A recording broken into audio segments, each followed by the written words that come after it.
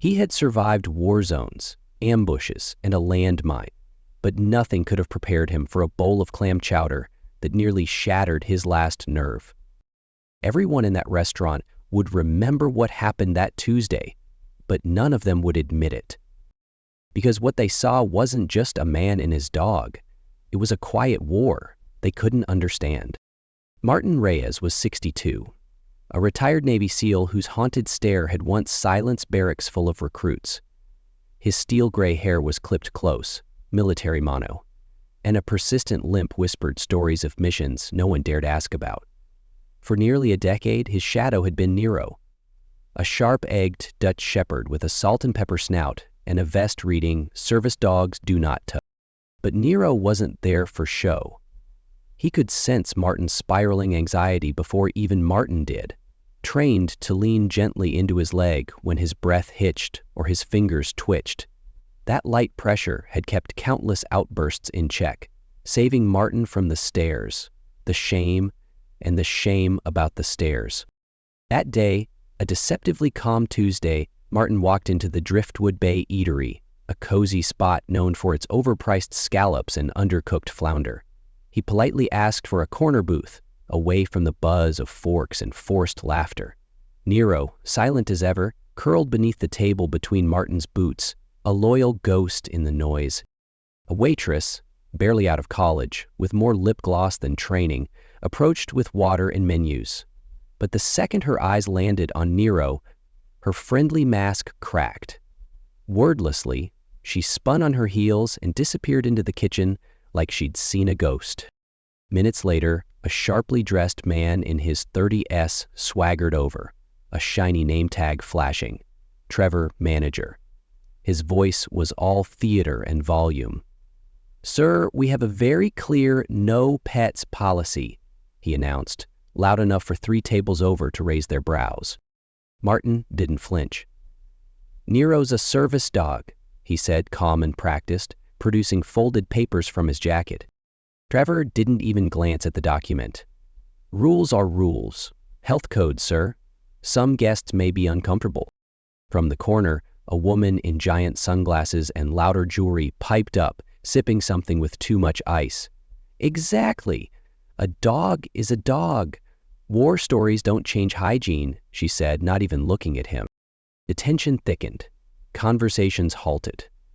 Eyeballs slid sideways while forks paused mid-bite. Martin glanced down. Nero didn't move, perfectly still. Trained for tension like this, trained for war zones, quieter than this dining room. Martin's voice dropped. "This dog dragged me from a burning vehicle. He shielded me from bullets. I don't leave him because someone thinks his fur is inconvenient." Trevor folded his arms. "Then you know what needs to happen." Martin stood slowly, every muscle tight, but his pride unbroken. Nero rose in sync, steady and watchful. Together, they walked out, the air behind them full of silence and judgment. Outside, the door clicked shut behind them. An elderly couple who'd watched the whole thing from the window shuffled past them on the sidewalk, whispering something that even Nero couldn't hear. Heads dipped in quiet shame as the elderly couple passed. The man met Martin's eyes briefly, just a flicker, just enough to say, "I saw what they did." But like many of their generation, they had been raised to avoid confrontation, to keep decency quiet and invisible. Near the restaurant's entrance, a pack of college students clustered together like pigeons with smartphones. One was already filming, camera angled like a sniper scope. "Yo, check this out. Old dude thinks his therapy mutt's some kind of Navy SEAL," one of them snorted. "Bet he's another PTSD poser," another laughed, slapping his friend's arm. "Probably watches war movies and calls it trauma." "My sister has a nervous ferret," said the third. "Should we get it a mini tactical vest too?" Martin heard every word, didn't flinch. His jaw set like concrete. He'd taken worse from Taliban fighters and rogue mercenaries than he'd ever take from TikTok trolls with ring lights. He crossed the street and found a bench overlooking the restaurant, the battlefield he'd just left. Reaching into his jacket, he pulled out a sandwich he'd picked up earlier. Turkey on rye. Not gourmet, not fancy. Breaking it in two, he handed a piece to Nero. "Not steak and eggs like I promised, boy," he muttered, "but it'll have to do." Nero accepted the offering like a soldier taking rations. Measured, obedient. He chewed with quiet purpose, never dropping eye contact with Martin, always waiting for the next command, the next cue, the next danger. After a moment, Martin pulled out his wallet and slid free an old, time-worn photo, kept safe behind plastic. The image was grainy, taken in chaos. A younger Martin, bloodied, barely conscious, on a stretcher. And there, guarding him, stood Nero, muzzle cleaner than, eyes just as fierce. His fur was darkened by something, probably Martin's blood. Around the dog's neck hung the worn ID tags of Echo Unit, K-9 Division, deployed in Kandahar during the worst of it. Nero had received honors that many human soldiers never did. Commendations for valor, for sacrifice, for not running when hell cracked open. Pedestrians drifted past, their worlds intact and untouched. They didn't see the quiet bond between man and dog, didn't recognize the wordless language of trauma and trust being exchanged in silence. "Kicked to the curb again, huh?" Martin said softly, sliding the photo back into his wallet. Nero responded the way he always did, with a gentle press of his head onto Martin's knee.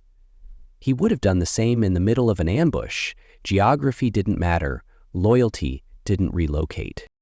A young mother quickened her pace, tugging her child along, murmuring cautionary tales about strange men with dogs. Martin didn't react. He was used to it by now, living as both a warning and a question mark in other people's narratives. He glanced at his watch. Almost time. Nero's meds weren't optional. They'd both been torn apart in the same explosion. Martin's leg, Nero's ribs. They shared more than wounds. They shared pills, schedules, pain, and the silence after pain. A city bus rumbled by, wrapped in a patriotic banner. "Honor our veterans. They fought for your freedom." Martin let out half a laugh through his nose, dry and bitter. Nero didn't speak.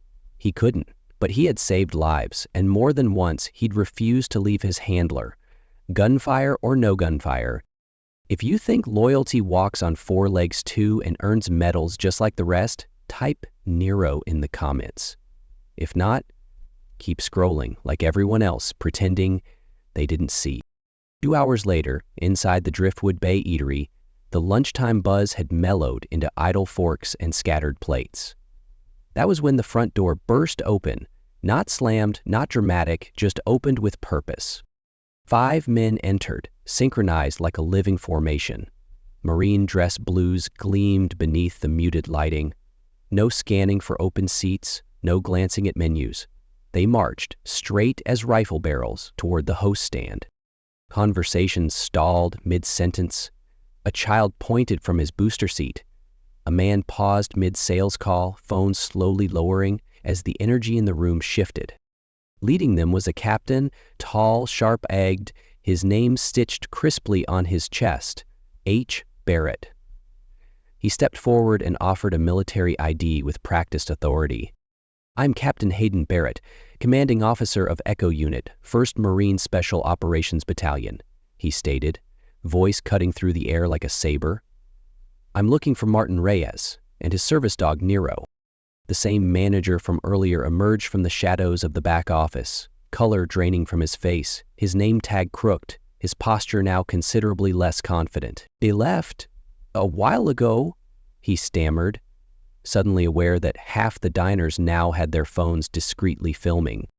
Captain Barrett's expression was cool, but his voice carried across the silent dining room like a drill sergeant's echo.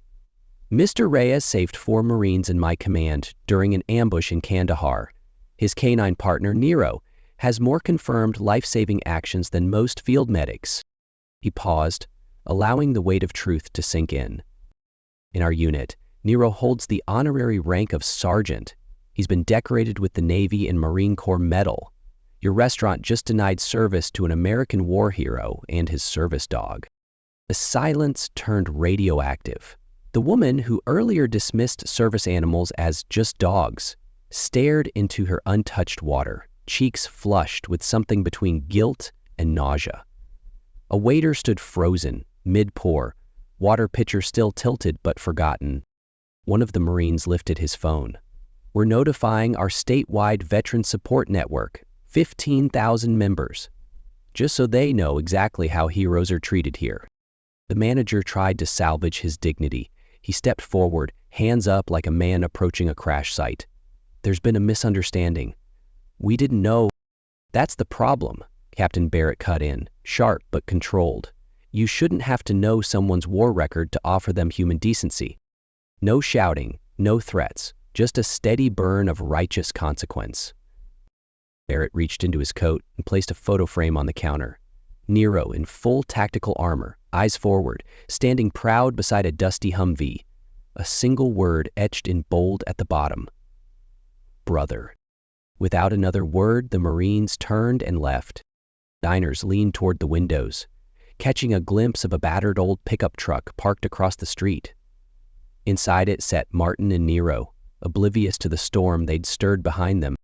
A young server, a college student who had watched the earlier confrontation with shame knotting in her stomach, grabbed a takeout container. She filled it with that day's special, tossed in a slice of warm pecan pie, and slipped a handwritten note under the twine wrapping. She walked quickly across the street, past the stairs, toward Martin's truck. She held out the box. He looked at the offering, then at the restaurant. Faces now pressed against the glass, suddenly curious, suddenly quiet. He took the package after a pause, not with forgiveness, not with anger, just the quiet dignity of a man who'd been seen. Finally, and not ignored. As she turned to leave, Martin looked down at Nero. "What do you think, buddy? One more shot?" Nero's tail flicked once, precise, deliberate, a soldier's signal of cautious approval. Not surrender, just a possible ceasefire. 1 week later, a new sign appeared in the front window of the Driftwood Bay Eatery. Bold letters, "We proudly welcome all veterans and their service companions." Beneath it hung a framed tribute of military working dogs. Black and white images from WI trenches to Afghan dust storms. That morning, a small ceremony was held outside, led by the local veterans group. They pinned a medal on Nero's vest, custom-made, glinting in the sunlight. It read, "Four-legged warrior, above and beyond." Nero stood at attention throughout, moved only when Martin gave the quiet release word. Children from the nearby elementary school had drawn thank you cards. Crayons scribbled stars, flags, and stick dogs in helmets. One small boy stepped forward, eyes wide, pointing at Nero. "Does he know when people say thank you?" the child asked softly. Martin bent down slowly, his stiff leg protesting. But he didn't grimace. "He doesn't need words," Martin explained quietly, watching Nero rest by his feet. "He just needs to stay close to the people who remember why he matters." The restaurant manager turned in his resignation the very next morning after the Marine's visit. He left behind a handwritten letter on company stationery addressed to the owner. "Thank you for teaching me what policy manuals couldn't. Respect isn't about enforcing rules. It's about recognizing value, even when it comes with pause."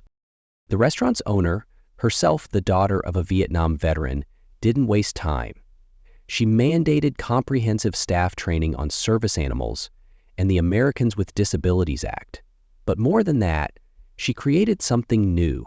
Monthly veterans table nights where local vets could come, eat free, and share stories that never made the headlines.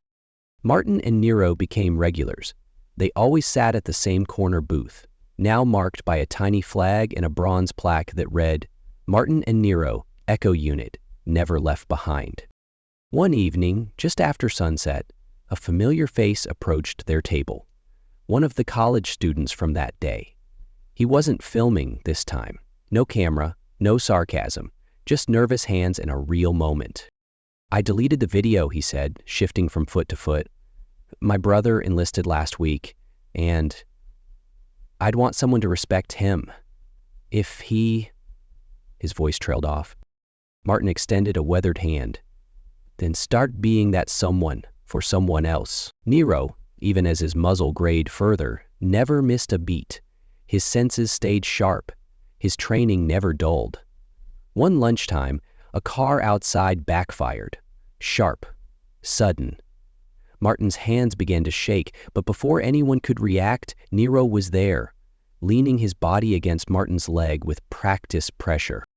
Other diners noticed, of course, but nobody stared. Nobody whispered. Their eyes returned to their meals with quiet reverence, not because they were embarrassed, but because they understood. Respect had become reflex. Captain Barrett's unit deployed again 3 months later. Before leaving, they paid Martin a visit, not with another lecture or ceremony, but with something simple, a unit coin. Rarely given to civilians, it was a symbol of inclusion, of brotherhood, earned, not gifted. Martin kept that coin in the same pocket as the photo of Nero standing over his wounded body. One for the past, one for the present. Together, they formed an unspoken truth. Bonds forged in fire don't dissolve with time. Some nights, after the noise of the world quieted, Martin and Nero could be found on their small porch, watching the sky fade behind the trees. Their silence held entire lifetimes of sun-blasted roads, the boom of earth-shaking blasts, and the eerie zip of bullets whispering past. But it also held hope that sometimes people remember. Sometimes a uniform isn't needed to do the right thing, but it sure helps people listen. Not everyone in a uniform is a hero, but anyone who stands for their comrade, even if that comrade has 4 legs, is no coward. You might forget this story in a few days. That's okay. But if no one retells it, then silence wins, and history should never be left unwatched. Subscribe now for stories where loyalty, justice, and memory stand their ground, no matter who's watching.